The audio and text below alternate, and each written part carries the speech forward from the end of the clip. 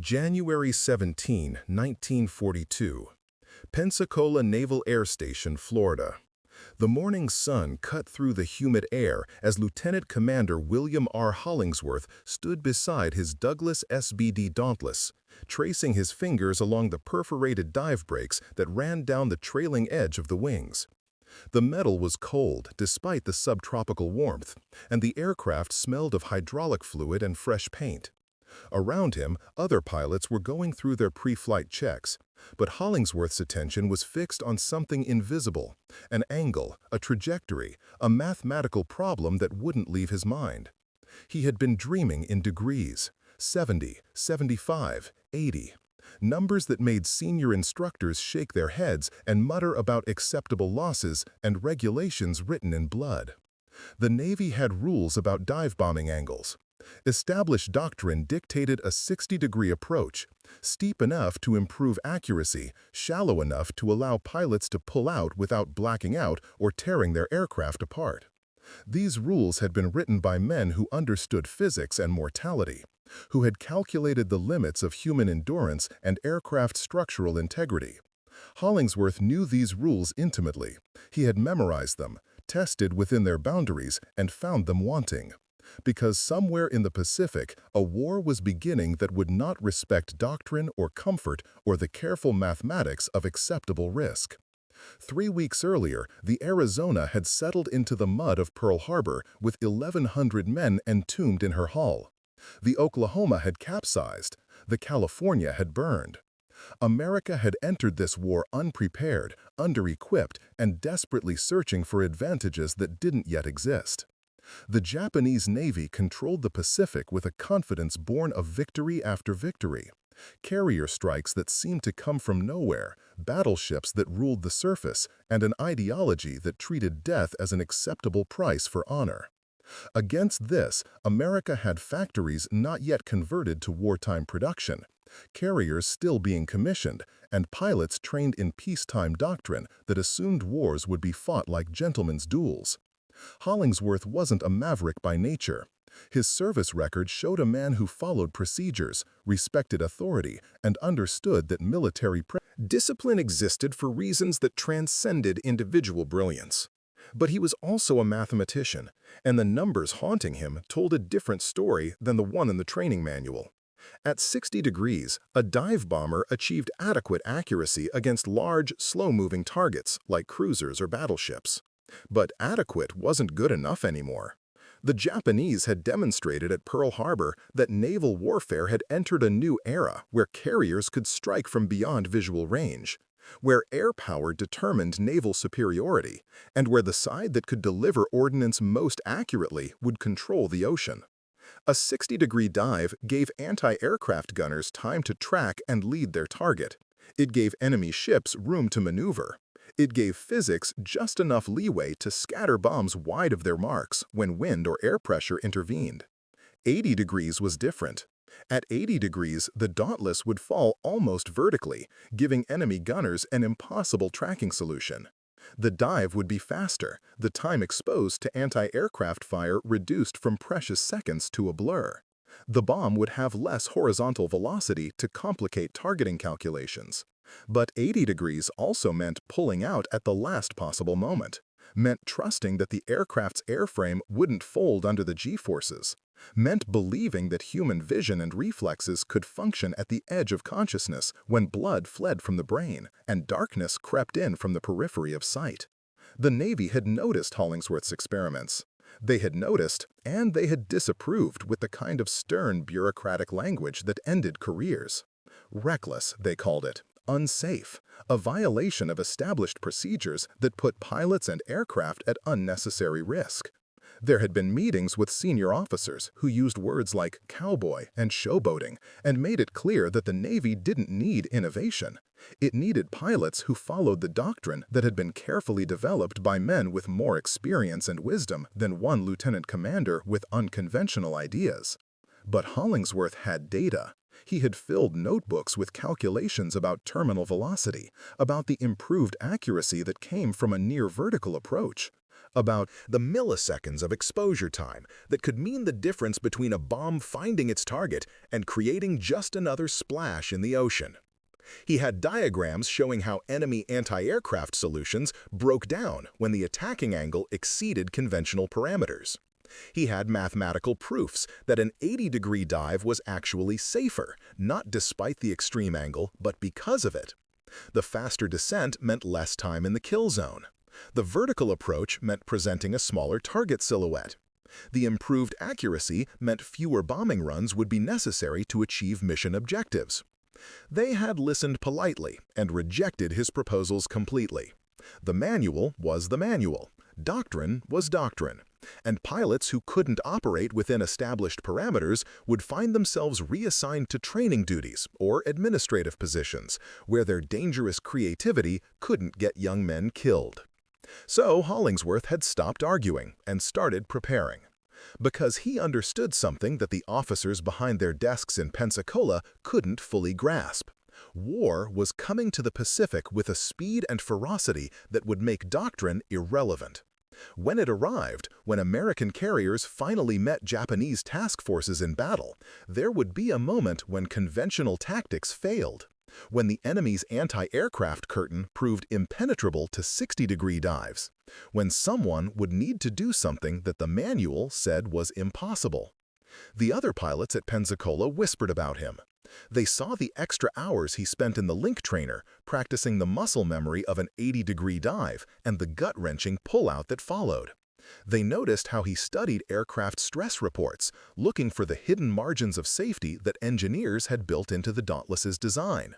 They watched him volunteer for every difficult training exercise, seeking out situations where unconventional approaches might prove their worth. Some thought he was brilliant, others thought he was suicidal. Most just thought he was trouble, the kind of officer who would eventually either get quietly transferred or spectacularly vindicated, and either way would disrupt the comfortable routine of naval aviation training. What they didn't know, what nobody except Hollingsworth himself understood, was that this wasn't about glory or recognition or proving critics wrong. This was about the men who would fly these missions, the sailors on the ships they were protecting, and the mathematical certainty that conventional tactics would produce conventional results against an enemy that had proven anything but conventional. At Pearl Harbor, the Japanese had demonstrated perfect coordination, absolute surprise, and devastating effectiveness. They had shown that they understood carrier aviation better than America did, that they had refined their tactics through years of combat experience in China, and that they possessed a willingness to accept casualties that made their attacks nearly unstoppable. America needed an answer to that. Not eventually, not after years of industrial production created overwhelming numerical superiority, but now, in the desperate months when the Pacific Fleet was reeling, when the Philippines were falling, when Wake Island and Guam had been captured, and when every engagement seemed to end with Japanese victory and American retreat. Hollingsworth climbed into the Dauntless's cockpit and began his pre-flight routine. The instrument panel was familiar now. Altimeter, airspeed indicator, dive angle indicator, bomb sight, throttle, stick. Each dial and gauge represented a variable in the equation he was solving. He strapped himself in with the careful deliberation of someone who understood that these harnesses would need to hold against forces that exceeded design specifications. Behind him, his radio man gunner performed his own checks on the twin .30 caliber machine guns that provided aft defense. They didn't speak much. There wasn't much to say. Everyone in the squadron knew that Hollingsworth flew differently, trained harder, and pushed closer to the envelope than regulation allowed. As he taxied toward the runway, Hollingsworth thought about the Japanese pilots who had struck Pearl Harbor. They had trained for months, perhaps years, for that single mission. They had refined their torpedo bombing techniques to allow drops in the shallow harbor. They had practiced their level bombing runs until they could place bombs down the smokestacks of battleships. They had synchronized their attack with a precision that suggested absolute mastery of carrier aviation. And they had done it all believing that their emperor was divine, that their cause was righteous, and that death in service to Japan was the highest honor a warrior could achieve. Against that ideology, against that training and commitment and willingness to die, America was sending pilots trained in peacetime doctrine, with aircraft that were adequate but not exceptional, and tactics that prioritized survival over decisive results. It was a recipe for a long, grinding war of attrition, where industrial capacity would eventually prevail, but only after years of struggle and countless lives lost, unless someone found a way to even the odds. Unless American pilots could achieve accuracy that matched Japanese effectiveness, unless the Dauntless could become not just a dive bomber, but a precision instrument that could change the calculus of naval warfare. The tower cleared him for takeoff, and Hollingsworth pushed the throttle forward. The Wright R-1820 Cyclone engine roared, and the Dauntless accelerated down the runway, gaining speed until the wings found purchase in the air, and the aircraft lifted with the peculiar grace of something designed for a purpose it was still learning to fulfill. As the ground fell away and Florida's coastline spread beneath him, Hollingsworth felt the familiar clarity that came with flight, the simplification of existence down to altitude, airspeed, and heading. Up here, the bureaucracy and doubts and regulations faded into background noise. Up here, there was only the aircraft, the mathematics, and the knowledge that somewhere in the Pacific, a battle was coming that would test everything he believed about dive bombing. He didn't know that in 6 months, his theories would be proven in combat. He didn't know that his unauthorized techniques would destroy more enemy tonnage in a single engagement than most squadrons achieved in entire campaigns. He didn't know that the angle the Navy had banned would become the standard that changed the course of the Pacific War. But he knew the mathematics were sound, and in war, mathematics didn't care about regulations. The Solomon Islands chain stretches across the southwestern Pacific like a scattered necklace of volcanic peaks and coral reefs, each island a small world unto itself, where jungle met ocean in a perpetual struggle for dominance. By August 1942, these remote specks of land had become the focal point of a struggle that would determine whether Japan's expansion across the Pacific could be halted or whether America's westward counteroffensive would stall before it truly began. Guadalcanal, the largest of the southern Solomons, had been occupied by Japanese forces who were constructing an airfield that would extend their bomber range to threaten Allied supply lines to Australia. If that airfield became operational, it would create a defensive perimeter that might prove impossible to breach without catastrophic casualties. The American response was Operation Watchtower, the first major amphibious offensive of the Pacific War. Marines had landed on Guadalcanal on August 7, capturing the partially completed airfield in a surprising initial success that had given American commanders hope that the Japanese expansion could be rolled back. But that hope had proven premature. The Imperial Japanese Navy had responded with a ferocity that demonstrated they had no intention of allowing this strategic position to remain in American hands. Tokyo Express runs, fast destroyer convoys that used darkness and speed to avoid air attack, began delivering reinforcements nightly. Japanese cruisers and destroyers prowled the waters around Guadalcanal, interdicting American supply ships and bombarding the marine positions with impunity. And then came the convoys. Not the fast destroyer runs, but massive reinforcement operations built around troopships and cargo vessels protected by screening destroyers and, most critically, heavy cruisers whose 8-inch guns could devastate anything that approached them. Intelligence indicated that a major convoy was being assembled at Rabaul, the massive Japanese naval base to the northwest. This convoy would carry enough troops and supplies to overwhelm the Marines on Guadalcanal through sheer numerical superiority. If it reached the island, the American foothold would be crushed, the airfield would be completed under Japanese control, and the entire strategic situation in the South Pacific would collapse. The Enterprise and her task force received orders to interdict this convoy. It was a mission that carried enormous risk because Japanese naval aviation had proven devastatingly effective throughout the opening months of the war. Their Zero fighters were faster and more maneuverable than anything America could field. Their torpedo bombers had demonstrated precision that bordered on supernatural. And their doctrine emphasized aggressive action that accepted heavy casualties in exchange for decisive results. American carriers had learned to respect Japanese capabilities. The Lexington had been sunk at Coral Sea, the Yorktown at Midway despite the American victory there. Every carrier engagement was a calculated risk, where one mistake, one successful enemy strike could send a ship and its entire air group to the bottom. But the alternative to accepting that risk was allowing the convoy to reach Guadalcanal unopposed, which meant abandoning the Marines to their fate and conceding the South Pacific to Japanese control.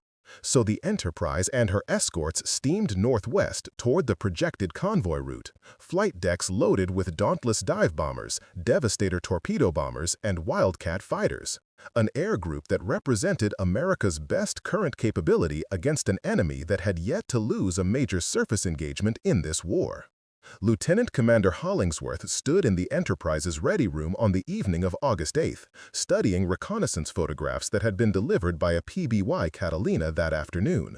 The images showed what intelligence had warned about: 5 heavy cruisers, multiple destroyers, and a cluster of slower transports. The cruisers were the problem.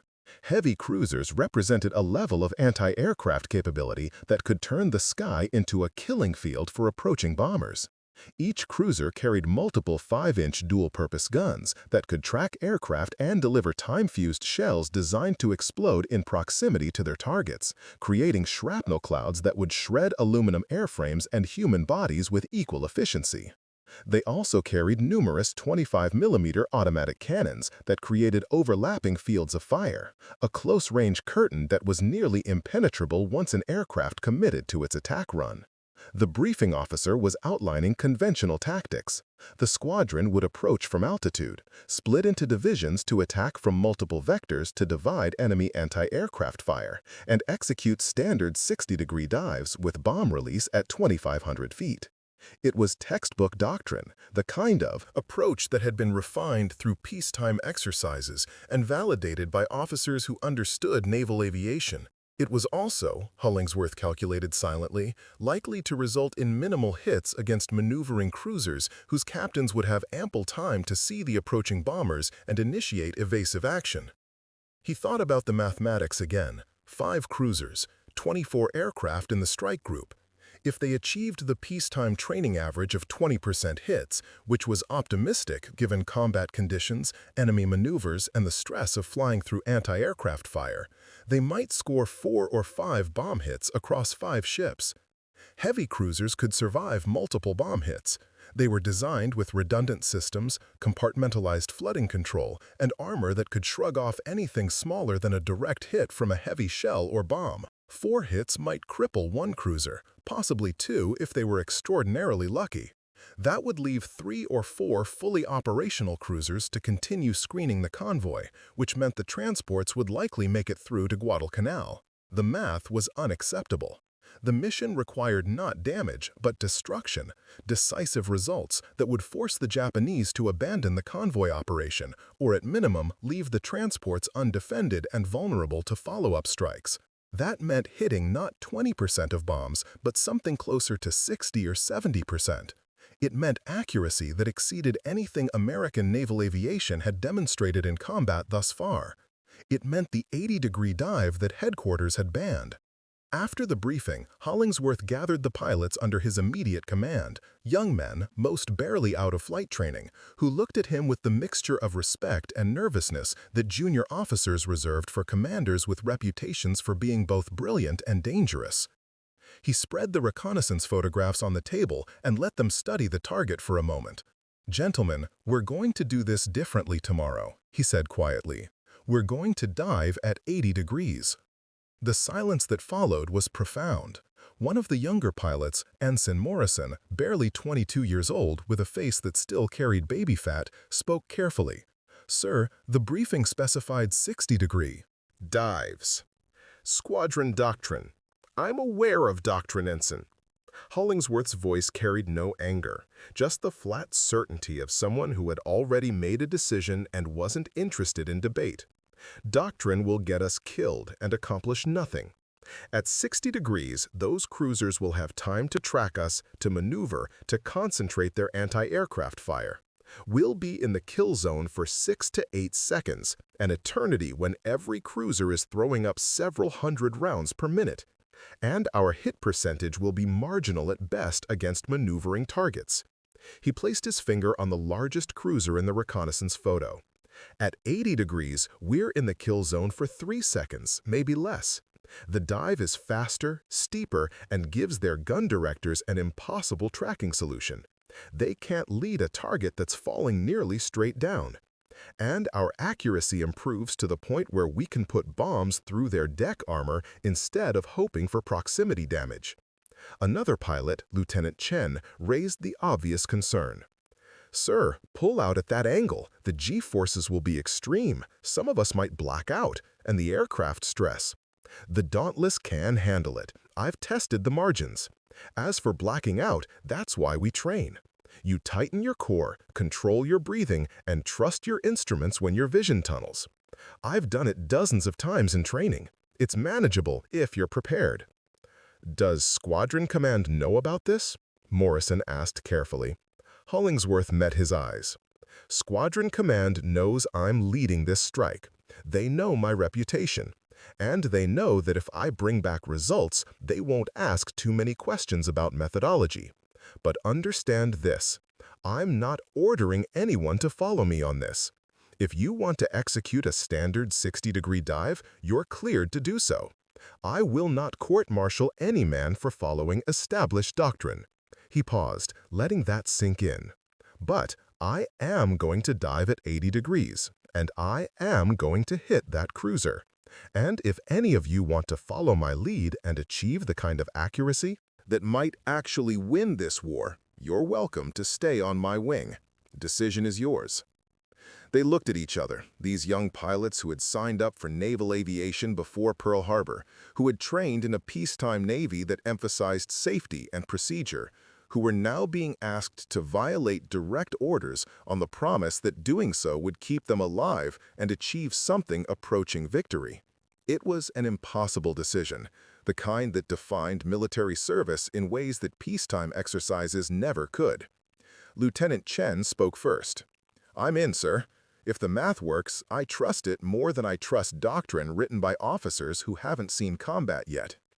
Morrison nodded slowly. "I'll follow your lead, Commander." One by one, they agreed. Not because they were reckless, not because they had death wishes, but because they understood the same thing Hollingsworth understood. Conventional tactics against an unconventional enemy would produce conventional defeats, and none of them had enlisted to be part of a losing effort. That night, Hollingsworth lay in his rack aboard the Enterprise and listened to the sounds of the carrier preparing for battle. The constant hum of ventilation systems, the distant clang of ordnance being moved into position, the muted conversations of sailors who knew that tomorrow would bring combat and that not all of them would see the day after.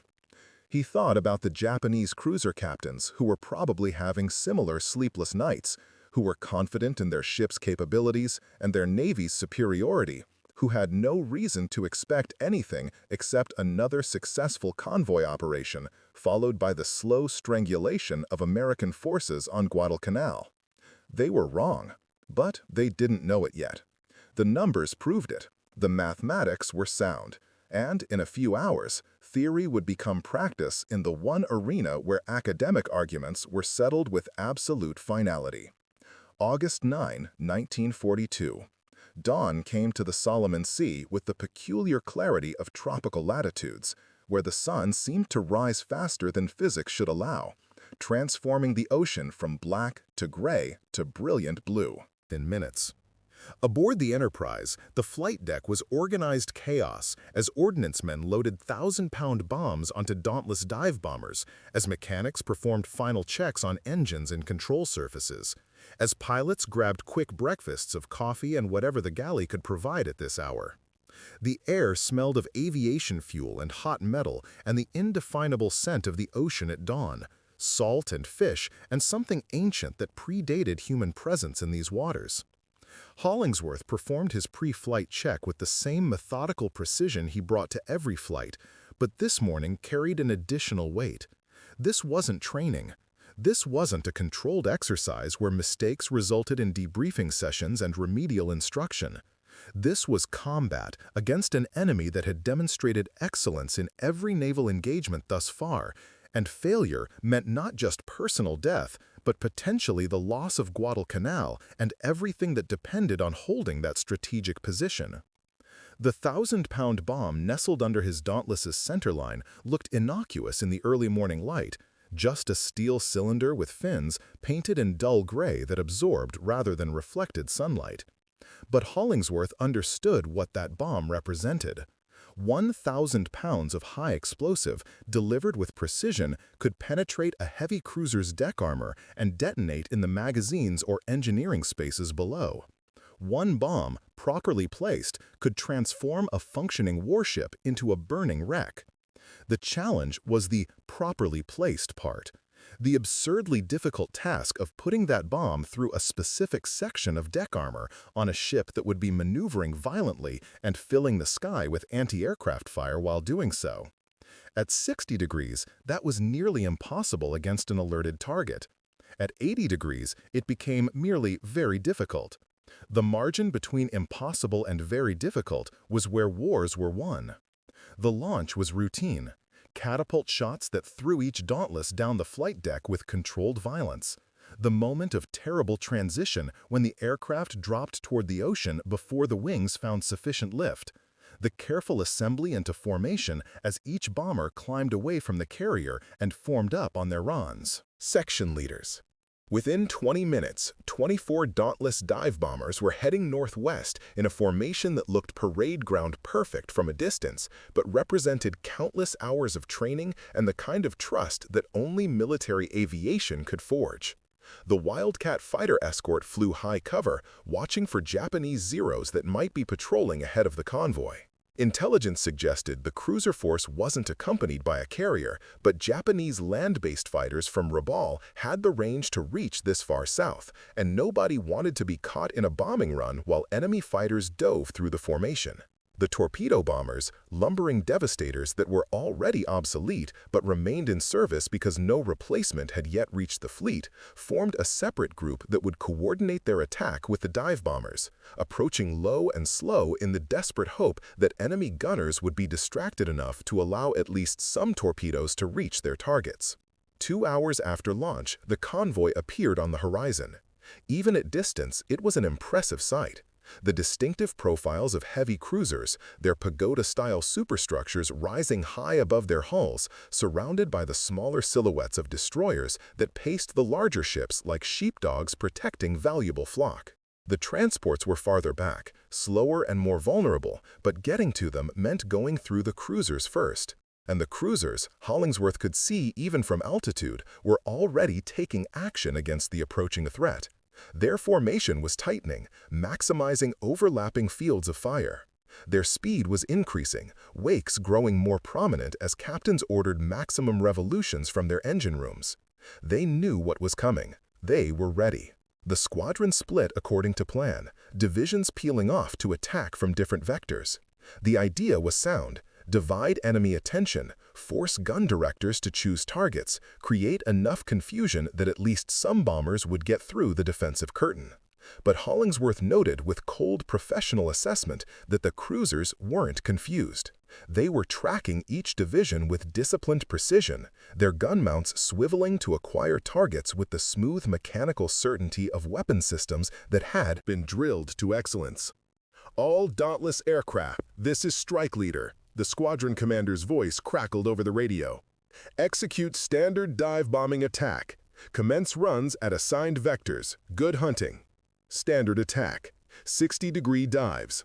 Exactly what the Japanese captains were expecting, because it was exactly what American doctrine prescribed and what any competent naval officer would anticipate. Hollingsworth keyed his microphone. Flight 2, this is 2 Leader. We're going vertical. Follow my lead and trust your instruments. Release on my signal. There was no acknowledgement, no confirmation over the radio that might alert Squadron Command to the deviation from orders. But Hollingsworth knew the pilots on his wing had heard him, and he knew they would follow. They had committed to this approach last night, and combat was too late for second thoughts. He pushed the Dauntless's nose down, not into the gradual descent that would lead to a 60-degree dive, but into a steeped plunge that angled his aircraft nearly perpendicular to the ocean below. The altimeter unwound with terrifying speed: 10,000 feet, 9,000, 8,000. The airspeed indicator climbed past the red line that marked maximum safe speed. The Dauntless began to shake as aerodynamic forces mounted. As the dive brakes, those perforated metal surfaces that were supposed to limit terminal velocity, struggled against the vertical fall. Below him, the lead cruiser grew from a small profile to a massive target that filled his windscreen. He could see details now: the individual gun turrets, the superstructure bristling with antennas and range-finding equipment, the bow wave as the ship heeled into a hard turn to starboard. Anti-aircraft fire was filling the air around him: black puffs of flak from the 5-inch guns, tracer streams from the automatic cannons that looked beautiful and deadly in the morning light. The aircraft shuddered as shrapnel from a near miss peppered the fuselage, but the controls remained responsive. The engine continued its steady roar, and the dive continued unabated. At 80 degrees, the cruiser seemed to rise up to meet him rather than approaching from ahead. The parallax was disorienting, the sensation of falling rather than flying, but Hollingsworth had trained for this exact moment. His vision was starting to tunnel as gravity and deceleration pulled blood away from his brain, but his hands remained steady on the stick and throttle. The bomb sight reticles settled over the cruiser's forward deck, that crucial area where armor was thickest, but where penetration would detonate the forward magazines. 3 seconds in the kill zone. 3 seconds that felt like hours as every anti-aircraft gun on the cruiser concentrated fire on his aircraft. 3 seconds when physics and mathematics and months of unauthorized training either proved correct or proved fatal. At 2,000 feet, Hollingsworth released the bomb. The Dauntless lurched upward as 1,000 pounds of weight fell away, and he immediately hauled back on the stick with every ounce of strength he possessed. The G-forces were immense, crushing, driving him down into his seat as the aircraft tried to pull out of the dive before it reached the ocean, or worse, impacted the cruiser itself. His vision went completely gray, then black, as consciousness teetered on the edge of failure. But muscle memory took over. He kept pulling, kept the stick back, trusted that the Dauntless's airframe would hold together despite forces that exceeded design specifications. The horizon reappeared. The gray-black tunnel of near unconsciousness receded. And as his vision cleared, Hollingsworth rolled the aircraft to look back at the cruiser he had just attacked. The bomb had struck just forward of the first main turret, punching through the deck armor and detonating somewhere in the forward magazine spaces. The explosion was catastrophic. The entire bow of the cruiser lifted out of the water as thousands of pounds of shells and powder charges detonated in a sympathetic explosion that released energy equivalent to multiple bombs. When the spray settled, the cruiser's bow was simply gone, not damaged, not buckled, but obliterated. The ship was already settling by the head, seawater pouring into the massive wound, and secondary explosions rippled through the hull as fire reached other magazines. Behind him, the pilots who had followed his lead were executing their own 80-degree dives. Hollingsworth watched as Morrison's bomb struck the second cruiser amidships, penetrating into the engineering spaces and triggering an explosion that vented steam and smoke from every opening in the superstructure. Chen's bomb hit the third cruiser near the stern, destroying the aft turrets and jamming the rudder. Lieutenant Wilson's bomb struck the fourth cruiser's superstructure, collapsing the forward range-finding tower and killing the entire bridge crew. In less than 2 minutes, 5 heavy cruisers had been transformed from a coordinated task force into burning wrecks. The first cruiser, Hollingsworth's target, was already capsizing, rolling to port as flooding overwhelmed the compartmentalization. The second was dead in the water, powerless and venting smoke from ruptured boilers. The third was circling helplessly, unable to steer with a jammed rudder. The fourth and fifth had been struck by multiple bombs from other divisions and were in similar states of catastrophic damage. The Japanese destroyers, witnessing the annihilation of their capital ships, made the only rational decision available. They launched torpedoes at maximum range toward where they estimated the American carriers must be, then turned to flee at maximum speed. The transports, stripped of their escort and facing inevitable destruction if they continued toward Guadalcanal, reversed course and headed back toward Rabaul. The convoy operation was over, the reinforcement effort had failed, and the Marines on Guadalcanal would hold their position for another day, another week, long enough for American industrial capacity to begin turning the tide of the Pacific War. Hollingsworth formed up his division and headed back toward the Enterprise, carefully checking fuel levels and aircraft damage as they flew. His Dauntless had taken shrapnel hits that left a dozen small holes in the fuselage, but nothing critical had been struck. Behind him, his radio man gunner, Petty Officer Collins, who had maintained absolute professional silence throughout the attack, spoke for the first time. "Sir, that was the most insane thing I've ever witnessed, and I've been flying combat missions for 6 months." Hollingsworth smiled, despite the adrenaline crash that was beginning to set in. "Insane suggests it didn't work, Collins. Would you prefer conventional tactics and marginal results?" "No, sir. I prefer going home alive," which we just did, so I'm officially a convert to your insanity. The return flight to the Enterprise was longer than the outbound trip, complicated by headwinds and the need to conserve fuel. As they approached the task force, Hollingsworth could see the carrier turning into the wind to prepare for recovery operations. The flight deck crew would be ready with fresh aircraft, more bombs, because one successful strike didn't mean the war was over. It just meant they had survived to fight again tomorrow. The landing was routine, the beautiful violence of a carrier trap, where the tailhook caught the arresting wire and the Dauntless went from flight speed to dead stop in less than 3 seconds. As he climbed out of the cockpit, Hollingsworth saw the squadron commander striding across the flight deck with an expression that mixed fury and confusion in equal measure. "Commander Hollingsworth, what the hell was that?" The squadron commander's voice carried clearly over the flight deck noise. "Your division executed dives that were at least 20 degrees steeper than briefed. You violated direct orders regarding attack profile." Hollingsworth removed his helmet and met the squadron commander's eyes. "Yes, sir, I did."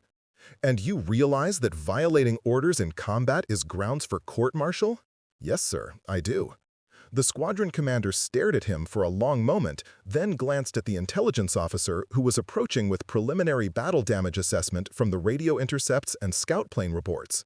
The intelligence officer looked at his notes, then at Hollingsworth, then back at his notes as if confirming something he didn't quite believe. "Commander, initial reports indicate 5 enemy heavy cruisers sunk or crippled. Estimated hit percentage for your division was approximately 70%. That's," he paused, clearly trying to find words for something unprecedented. "That's the highest accuracy rate ever recorded in naval dive-bombing operations, by a considerable margin." The squadron commander's expression shifted from anger to calculation. Naval officers were many things, but they weren't stupid. When a junior commander violated orders and produced results that exceeded every historical benchmark, the appropriate response wasn't court-martial. It was paying very close attention to how those results were achieved. "Commander Hollingsworth, you and I are going to have a very long conversation about your attack methodology. And then you're going to write a detailed after-action report explaining exactly how you achieved that hit percentage. And then you're going to teach every dive bomber pilot in this task force how to replicate your technique. Is that clear?" "Crystal clear, sir." "Good, because in approximately 6 hours, we're launching another strike against Japanese positions at Tulagi, and I expect your division to achieve similar results, without violating orders this time, because I'm officially modifying the attack doctrine to allow steep angle dives at pilot discretion. Does that resolve your concerns about following regulations?" Hollingsworth allowed himself a small smile. "Yes, sir, that resolves my concerns."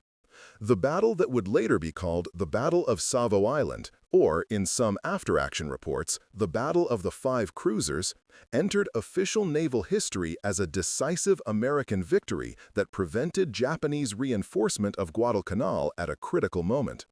The intelligence summaries noted the exceptional accuracy of American dive bombing, the failure of Japanese anti-aircraft defenses to prevent catastrophic damage, and the prudent retreat of surviving enemy forces.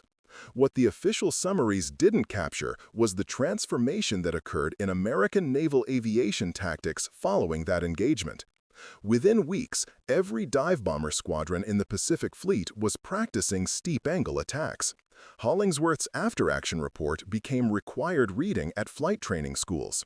The Dauntless, which had been considered adequate but unexceptional before Savo Island, suddenly became recognized as potentially the most effective dive bomber in the world, not because its design had changed, but because American pilots had finally learned to exploit its capabilities beyond the conservative margins that peacetime doctrine had imposed.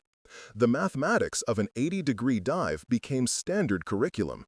Pilots learned to push the Dauntless to the edge of its structural envelope, to trust that the airframe would hold together under forces that made earlier generations of officers blanch. They learned to function at the edge of consciousness, to release bombs with precision when vision was tunneling and blood was pooling in their lower extremities, to pull out of dives that seemed geometrically impossible. They learned that the margins of safety built into peacetime doctrine were exactly that. Margins, buffer zones designed to prevent accidents during training, but not necessarily optimal for combat effectiveness. The Japanese Navy noticed. Intelligence intercepts captured increasing concerns about American dive bombing accuracy. Japanese carrier captains began implementing more aggressive evasive maneuvers. But evasion that worked against 60-degree dives proved inadequate against attacks that came from nearly vertical angles. Anti-aircraft fire discipline improved as Japanese gun crews tried to compensate, but tracking a target falling at 80 degrees required fire control solutions that exceeded the capabilities of 1940s technology. The Zero fighters remained superior to American aircraft in many performance categories, but fighters couldn't effectively intercept dive bombers that spent less than 3 seconds in the kill zone. There simply wasn't time to line up deflection shots and fire before the attacker was already pulling out and accelerating away. By 1943, American dive bomber squadrons were achieving hit percentages that exceeded 30% in combat operations. Not as high as Hollingsworth's initial 70% at Savo Island, but still triple the rates that had been considered normal before the war. Those improved accuracy rates translated directly into combat effectiveness. Fewer aircraft were needed to achieve mission objectives. Fewer pilots were lost to anti-aircraft fire. More enemy ships were sunk or damaged per sortie. The mathematical advantages that Hollingsworth had calculated in his notebooks at Pensacola were proving out across hundreds of combat missions throughout the Pacific. But the transformation wasn't just tactical, it was psychological. American pilots had entered the war believing that Japanese naval aviation was superior, an assessment supported by the catastrophic losses at Pearl Harbor, the sinking of the Prince of Wales and Repulse, the early carrier battles where American losses matched or exceeded Japanese casualties. The victory at Midway had proven that American carriers could win decisive engagements, but Midway had been as much about intelligence and luck as about tactical superiority. Savo Island was different.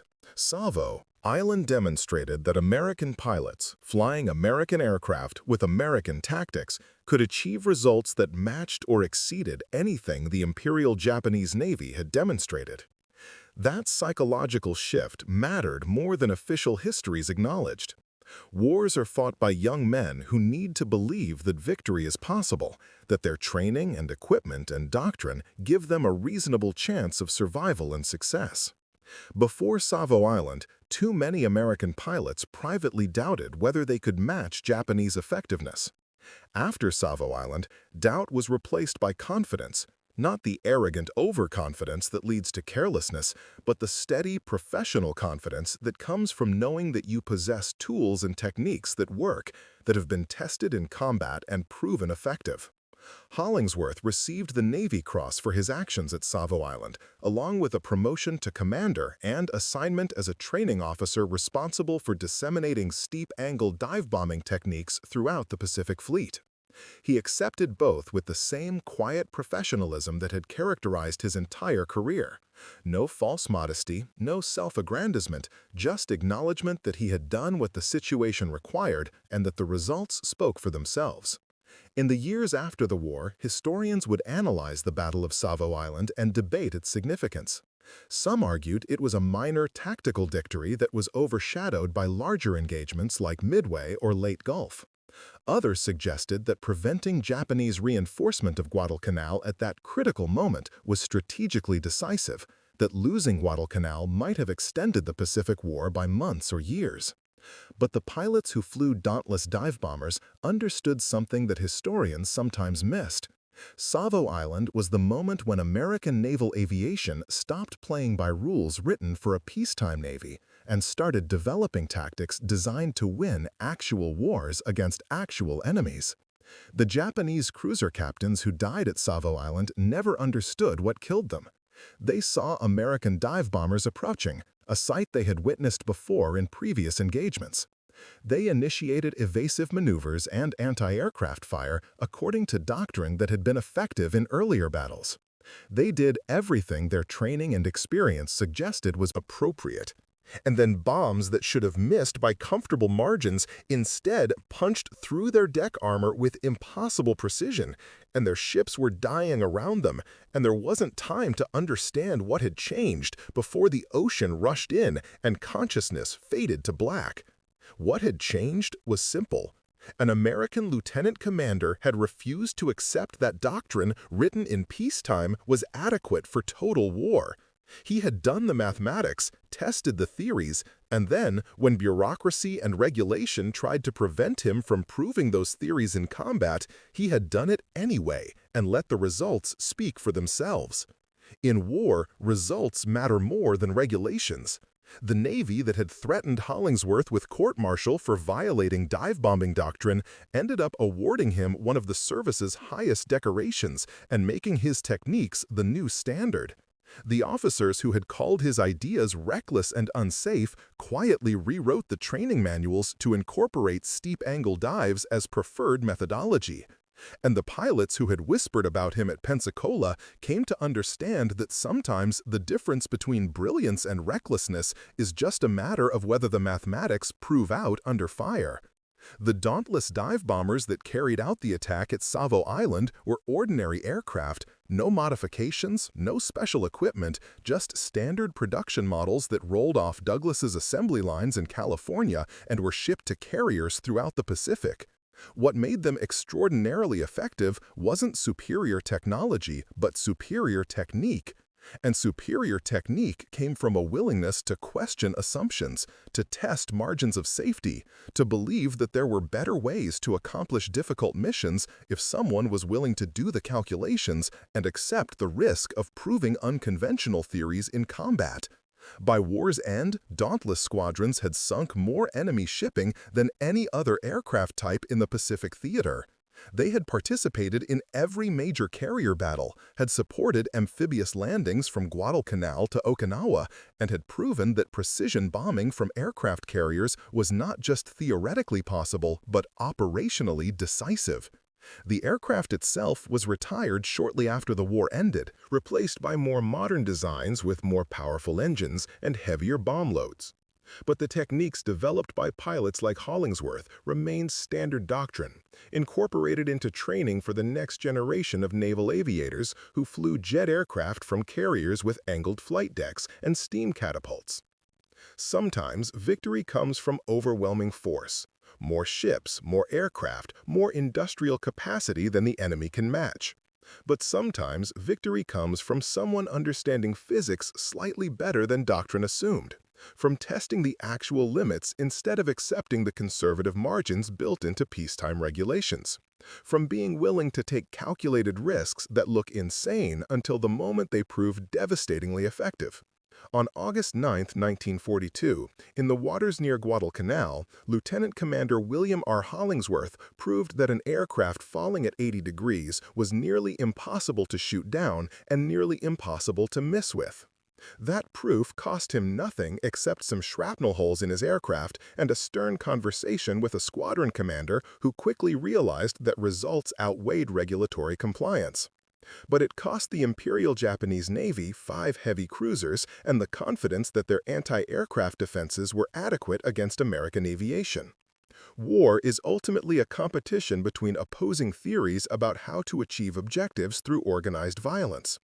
The side that develops better theories, that tests them more rigorously, that adapts them more quickly to battlefield realities, tends to win regardless of initial advantages in numbers or equipment.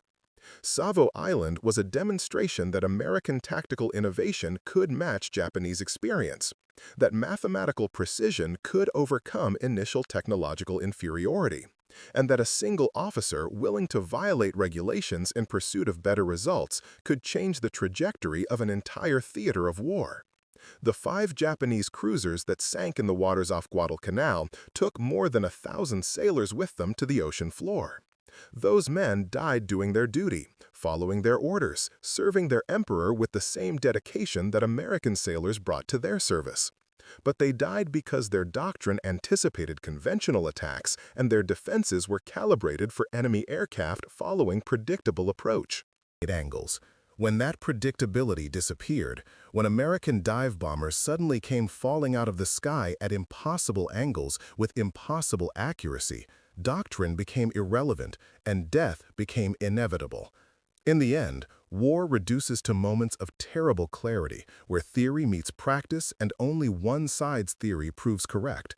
At Savo Island, in the waters that would see so many more naval battles before the Guadalcanal campaign concluded, American naval aviation found its theory, found it in mathematics that had been worked out in notebooks by a pilot that regulations said was reckless, and proved it with bombs that fell with precision that made those regulations obsolete.